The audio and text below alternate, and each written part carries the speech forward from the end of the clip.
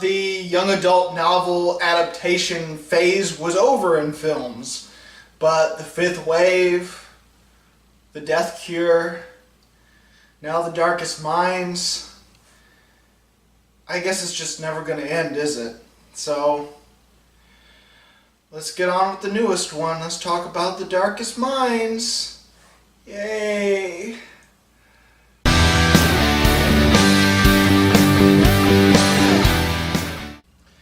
The Darkest Minds is our newest young adult novel adaptation to film. And it's pretty typical of that genre. Well, that genre that is mixed with sci-fi elements and superpowers and that kind of genre. I might as well tell you what it's about in case you've never heard of this before.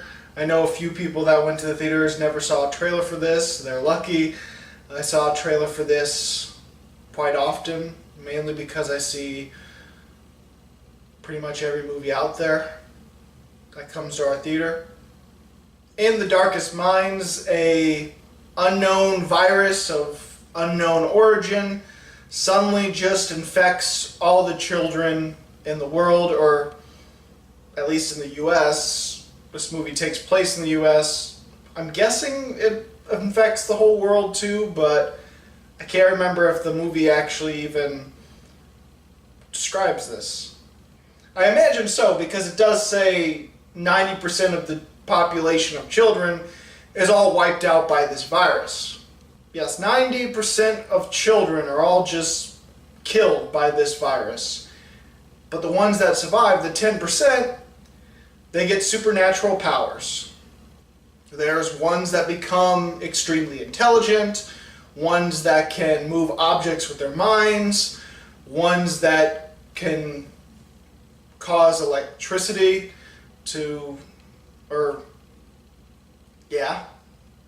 ones that can breathe fire, and ones that can, well, the most dangerous ones, manipulate your mind. But those are rare, don't worry. Our main character is a young girl named Ruby. Turns out she's the rarest type. She can manipulate minds, and she accidentally does this on her parents. She gets turned in. She gets sent to a camp which is very militarized and very terrible to be in.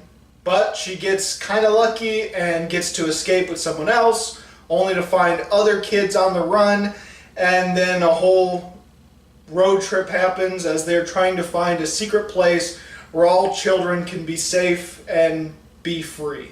Throw in a love story and possible love triangle, and you got yourself a young adult novel adaptation, and that's The Darkest Minds. Alright, so this is normally the time that I start talking about things I liked about the film, but I am struggling to find some things noteworthy enough that I did legitimately like. Alright, so the concept isn't all that original and definitely fits in the cliches of the young adult adaptation films, but I do like the concept of the world this movie tries to build and the concept of kids developing superpowers. But then again, I could just see an X-Men movie and get the kicks from that. There is a few, well, mainly two, haunting imageries within this movie where this is a world without kids because kids are either dead, on the run, or in these camps. And so there's this one little brief shot where it shows all the school buses in one parking lot, no use for them, and they're all just decaying after 6 years. Can that happen in 6 years? I mean, there's shots like that in the movie, but there's very few of it. And again, this is something that a movie like Children of Men does a lot better. But then again, Children of Men can be considered a masterpiece, and I wasn't expecting The Darkest Minds to be masterpiece level. As far as acting goes, I didn't find any performance that was noteworthy enough to be terrible or considered bad. it was serviceable. The main love interest boy was kind of dull, but I don't blame the performance. I kind of blame the character, because the character's meant to be sort of your average love interest character in a young adult novel movie, and kind of awkward when it comes to talking to the ladies, which makes you groan, but the movie expects you to groan because it even makes fun of how awkward he is. But other than that performance, there really wasn't anything bad. And the only one that I consider noteworthily good is, thankfully, our main performance. The main girl who plays Ruby. Her name is... what's her name again? Amanda Stenberg. I'll put the name down below just in case, because I probably pronounced that wrong. But I believe she was in other things too that I've liked. Well, maybe not movies that I've liked, but things where she's good in them. Oh right, she was in Everything Everything. She was good in that. The movie sucked, but she was good in it. Oh. I didn't realize she was Rue in the Hunger Games. When was that? That was back in 2012? Wow. Anyway, I think she was good. The performance was good. It was solid, but nothing to say like, obviously, nothing to say like she's the best performance of the year or something like that, or Oscar worthy, but she was good, and thankfully it's her movie, and her character goes through a lot of crazy things that allows her to be dramatic and allows her to have a little bit more range in this movie. So I gotta hand it to her. She was good. I liked her. She was probably one of the only characters I liked in the movie. The camera work was competent. It wasn't anything noteworthy or groundbreaking, and it wasn't bad. It was just sort of generic and okay. And the visual effects were actually pretty decent. Like the colors of their eyes and some of the powers. It looked real enough to be considered okay. And I have a feeling this might have been a lower budget film, so that makes it a little bit more impressive. But at that same time, the big climactic moment of this movie, which is the helicopter crash, which is revealed in the end of the trailer, that looked pretty awful. Everything else was okay. That looked pretty awful when it comes to the visual effects. And it was just like one specific shot of the crash that looked really horrible. Well, as far as the bad, what can I say? It was generic. There was a lot of cliches that you see in all these other young adult novel adaptations. That didn't bug me all that much, but it did make the movie feel a little bit more boring and a little bit more bland.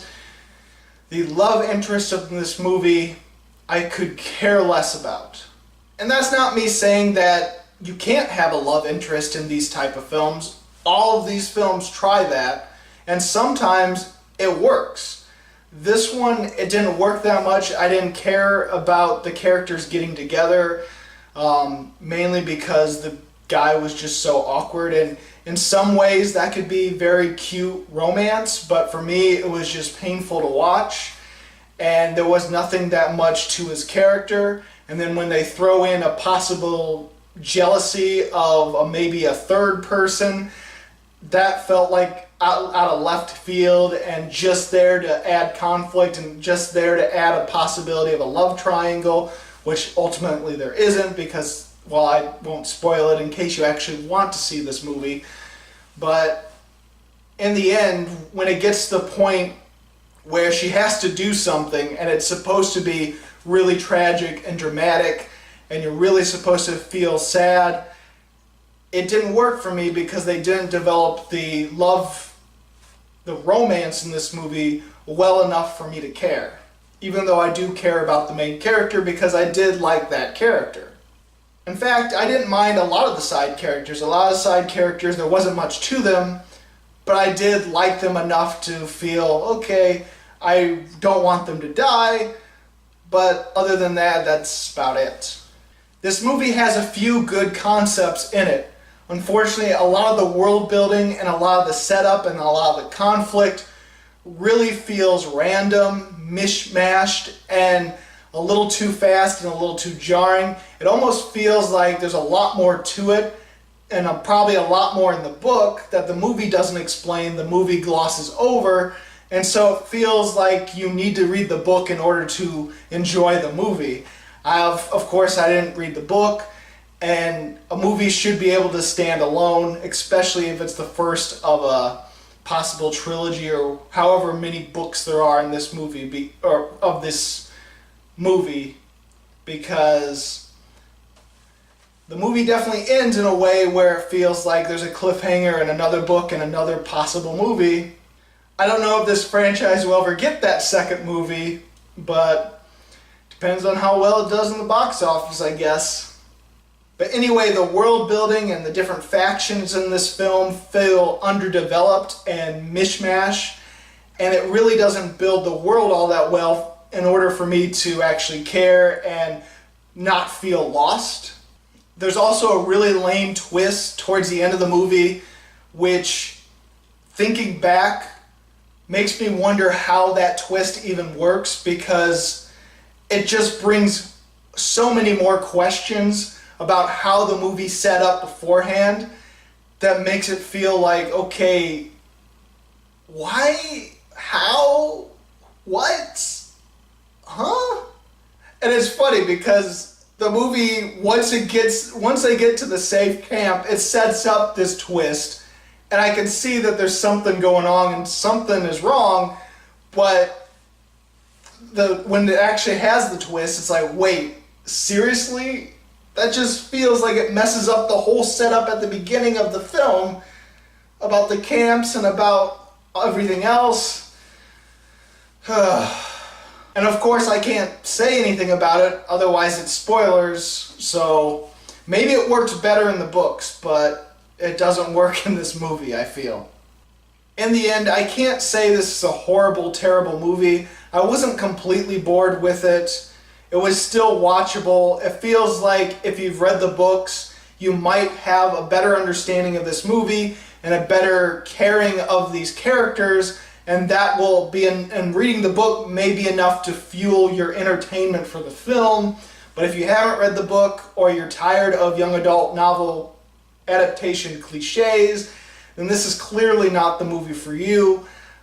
Ultimately, it will have its fans most likely, so I'm going to give The Darkest Minds a 2. Because for me, it was just generic. Even if there was some bad things about it, it's still not as bad as The Fifth Wave. The Fifth Wave was horrible, but I even still gave that a 2 because it had some moments that were actually entertainingly bad. But overall, both things are really bland. So I just saw The Darkest Minds. It's Thursday as I'm filming this, but this probably won't be uploaded till Friday or Saturday. So have you seen The Darkest Minds? What'd you think about it? Go ahead and comment below. And if you like this video and you want to see more, please subscribe and check out my movie reviews and countdowns of this year and previous years. Hopefully I'll have that countdown of the top 15 worst films of the year so far. Because I've done the best, I just haven't done the worst of the first half of this year. Well, as always, this is Bruce Gifford, and this was Just My Opinion.